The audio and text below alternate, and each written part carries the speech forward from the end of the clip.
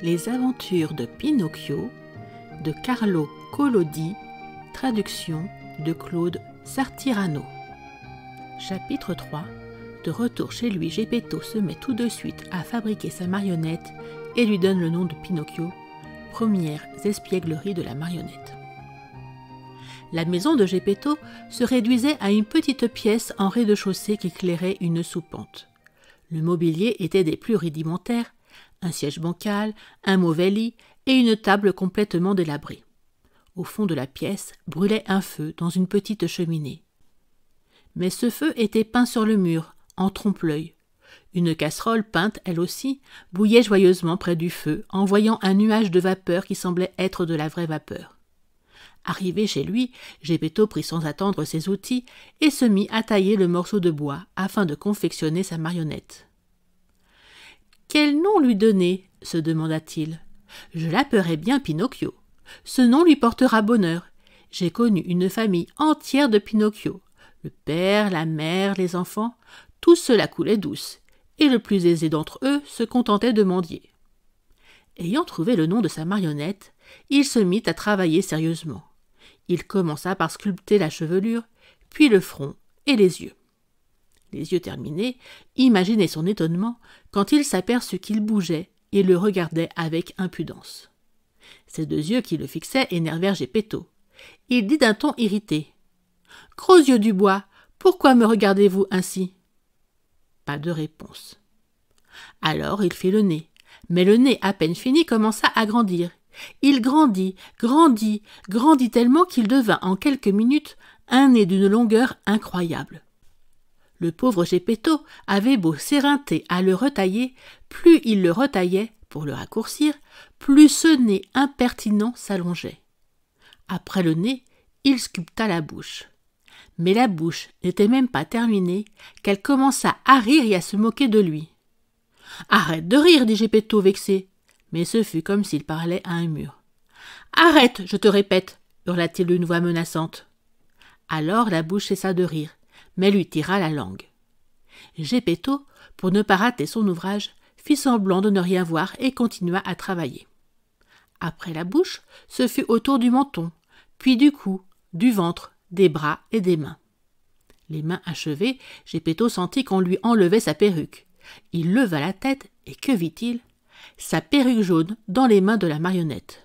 « Pinocchio, rends-moi tout de suite ma perruque !» Mais au lieu de la lui rendre, Pinocchio la mit sur sa tête. La perruque lui mangeait la moitié du visage. Ses manières insolentes avaient rendu triste Geppetto, comme jamais il ne l'avait été de toute sa vie. Il se tourna vers Pinocchio et lui dit : « Bougre de gamin, tu n'es même pas fini que tu manques déjà de respect à ton père. C'est mal, mon garçon, c'est mal. » Et il sécha une larme. Restait cependant à fabriquer les jambes et les pieds. Quand Geppetto eut fini, il reçut un coup de pied en plein sur le nez. « C'est de ma faute, se dit-il alors. J'aurais dû y penser avant. Maintenant, c'est trop tard. » Après quoi, il empoigna la marionnette sous les bras et la posa sur le sol de la pièce pour la faire marcher. Mais Pinocchio avait les jambes raides et ne savait pas encore s'en servir. Geppetto le prit alors par la main et lui apprit à mettre un pied devant l'autre. Une fois ses jambes dégourdies, Pinocchio commença à marcher tout seul, puis il se mit à courir à travers la pièce. Finalement, il passa la porte de la maison, sauta dans la rue et s'enfuit. Et le pauvre Geppetto de courir derrière lui sans pouvoir le rattraper parce que ce polisson de Pinocchio filait en bondissant comme un lièvre.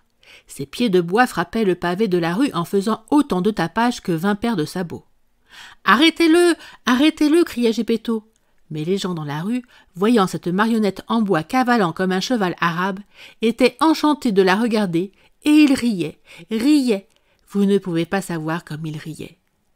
Survint heureusement un carabinier qui, entendant tout ce vacarme et croyant qu'il s'agissait d'un poulain qui avait échappé à son maître, se campa courageusement au milieu de la rue, jambes écartées, avec la ferme résolution de l'arrêter et d'empêcher ainsi de plus graves désordres. Quand Pinocchio se rendit compte que le carabinier barrait la rue, il tenta de le tromper en lui passant entre les jambes, mais sa tentative échoua. Sans bouger d'un pouce, le policier l'attrapa carrément par le nez.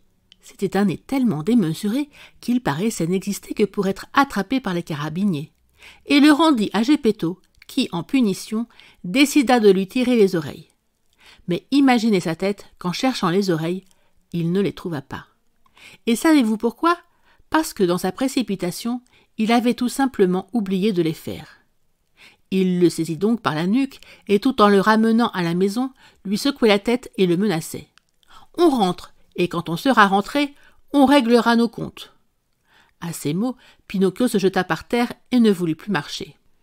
Immédiatement, Curieux et Badaud se rapprochèrent et commencèrent à former un cercle autour d'eux.